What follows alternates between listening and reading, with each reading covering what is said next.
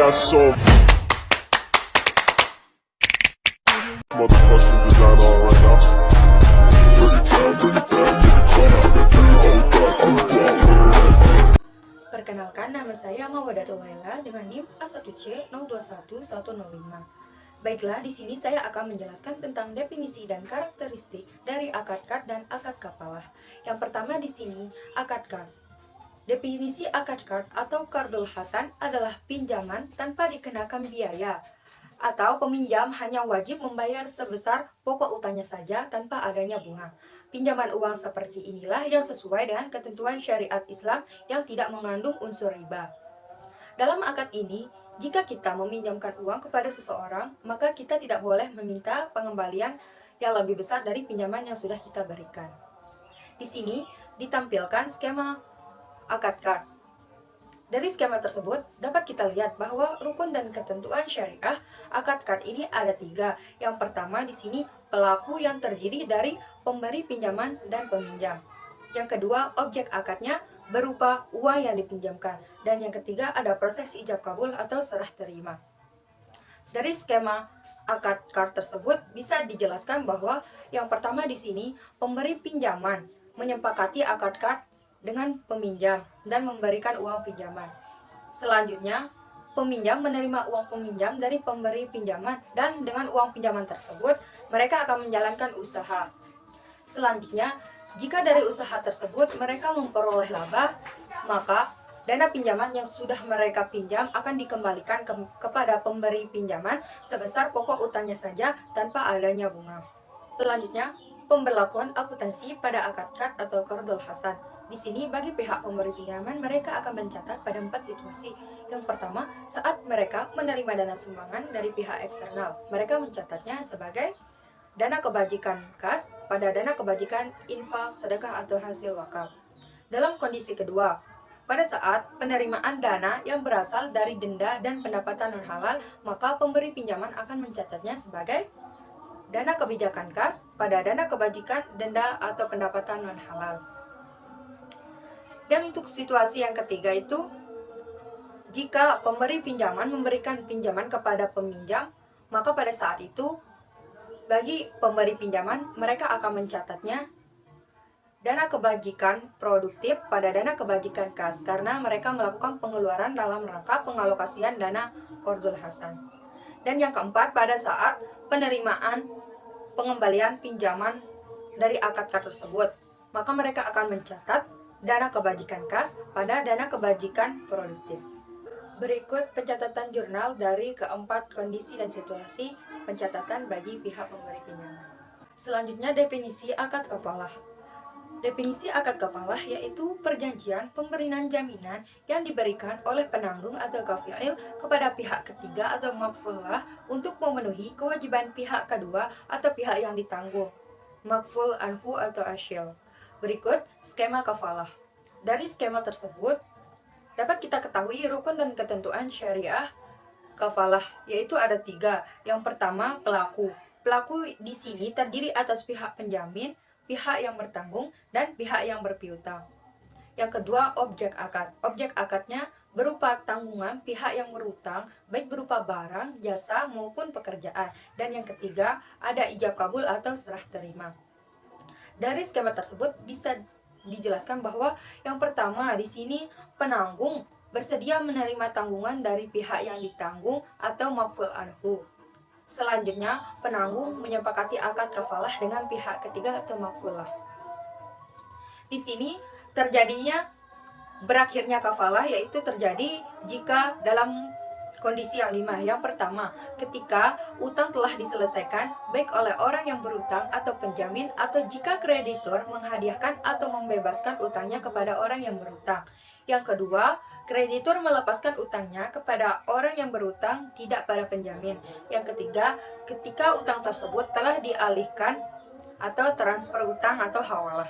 Yang keempat, ketika penjamin menyelesaikan ke pihak lain melalui proses arbitrase dengan kreditur. Dan yang terakhir, kreditur dapat mengakhiri kontrak kafalah walaupun penjamin tidak menyetujuinya. Selanjutnya di sini ada perlakuan akuntansi pada akad kafalah. Yang pertama di sini bagi pihak penjamin. pihak penjamin akan mencatat yang pertama pada saat menerima imbalan tunai yang tidak berkaitan dengan jangka waktu.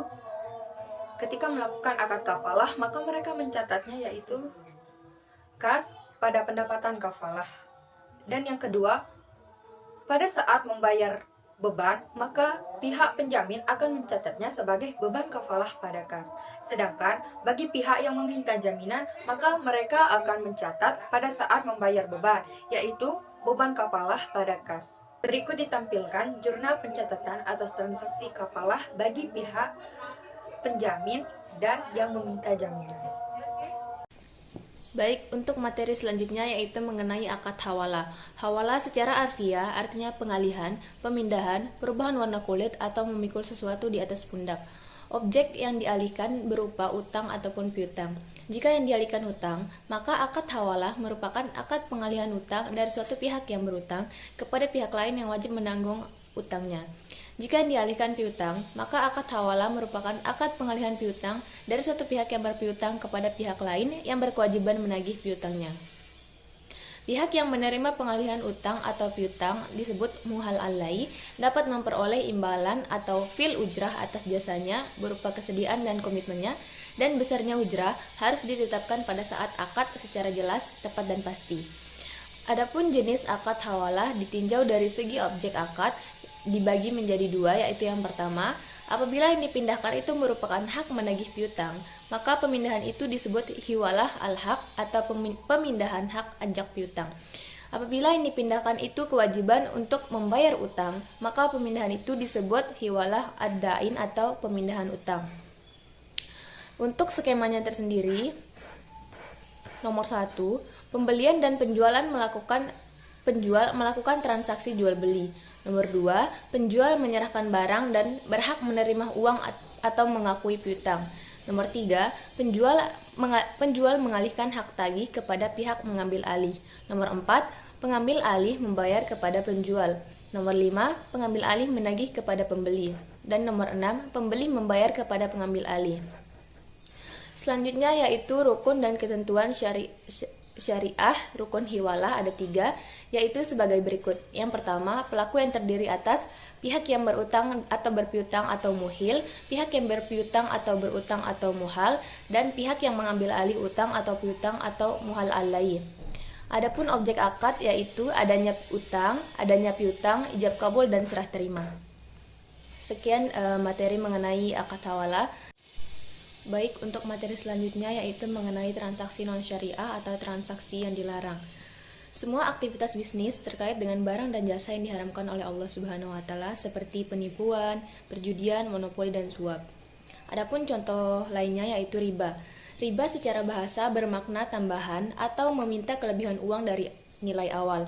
Secara lebih spesifik lagi, riba adalah meminta tambahan uang dari pinjaman awal baik dalam transaksi jual beli maupun pinjam-meminjam yang bertentangan dengan prinsip syariah Islam. Selanjutnya ada gharar. Gharar adalah transaksi bisnis yang mengandung ketidakjelasan bagi para pihak, baik dari segi kuantitas, fisik, kualitas, waktu penyerahan, bahkan objek transaksinya pun bisa jadi masih bersifat spekulatif. Ketidakpastian ini melanggar prinsip syariah yang idealnya harus transparan dan memberi keuntungan bagi kedua belah pihak.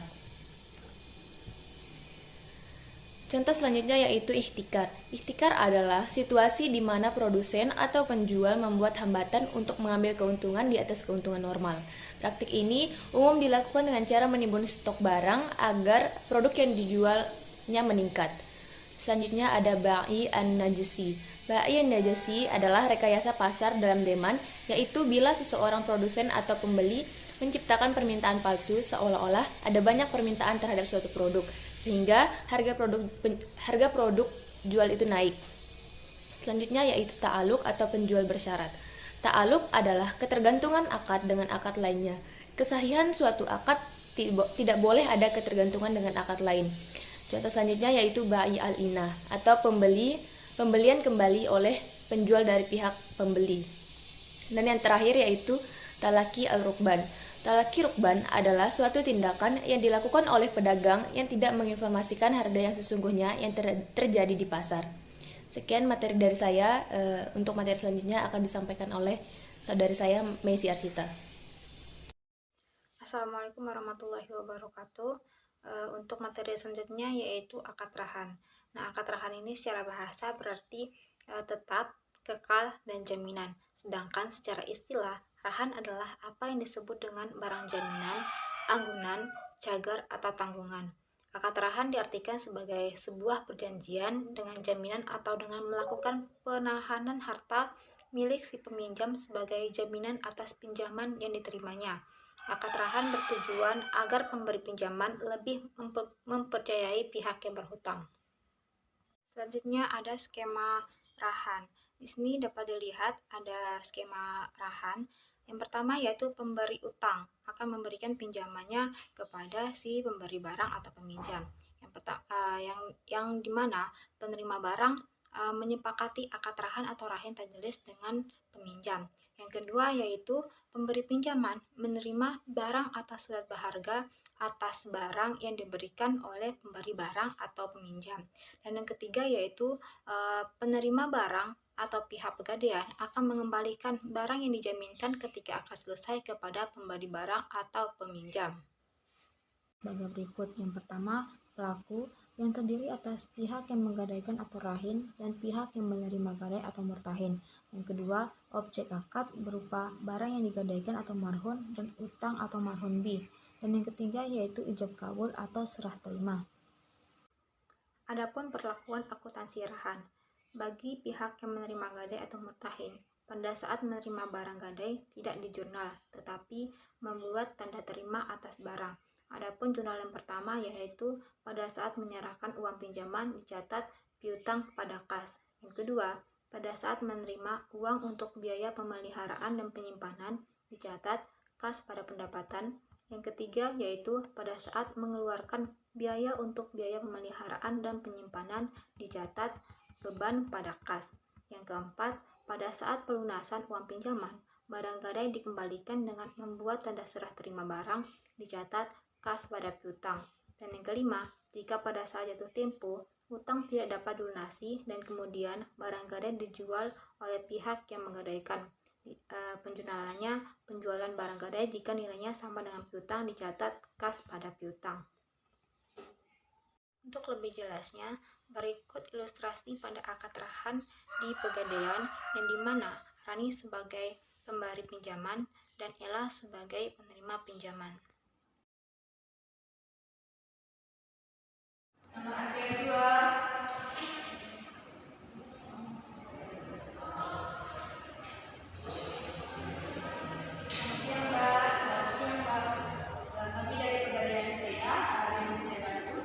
Jadi gini, saya kesini mau mengadakan kesalahan. Boleh lihat dulu, Mbak? Bentar ya, Mbak.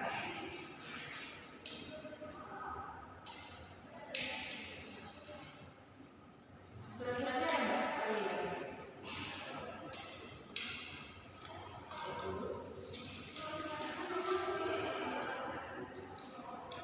Oke, masnya satu mandi dulu ya, Mbak?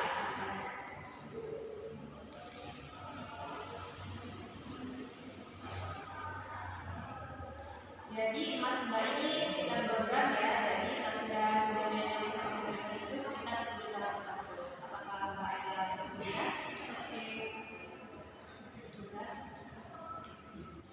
Nah Mbak, untuk dari kemudian ini 4 bulan ya Mbak, jadi dalam waktu 4 bulan ini harap Mbak Ella melunaskan tepat waktu ya. Jadi gini Mbak, misalnya kalau saya bisa lunasin dalam tempo jangka waktunya, bagaimana ya Mbak? Nah ini Mbak, jadi apabila kita dapat kendala dan Mbak Ella tidak dapat melunaskan tepat waktu, terpaksa barang Mbak Ella yang Mbak Ella gadaikan hilang.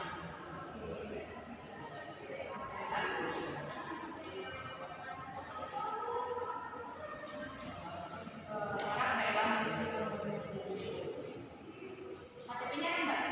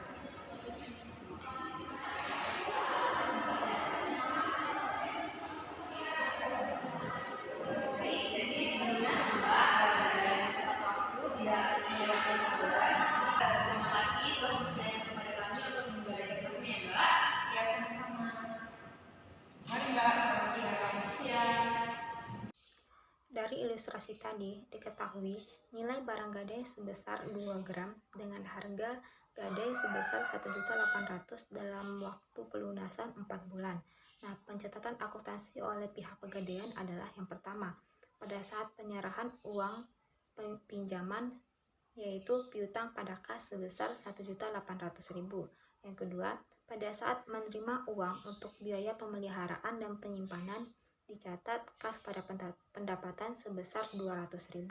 Yang ketiga, pada saat mengeluarkan biaya untuk pemeliharaan dan penyimpanan dicatat beban pada kas sebesar 200.000.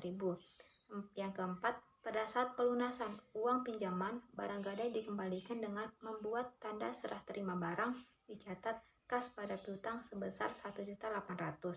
Dan yang kelima yaitu jika pada saat jatuh tempo utang tidak dapat dilunasi dan kemudian barang gadai dijual oleh pihak yang menggadaikan.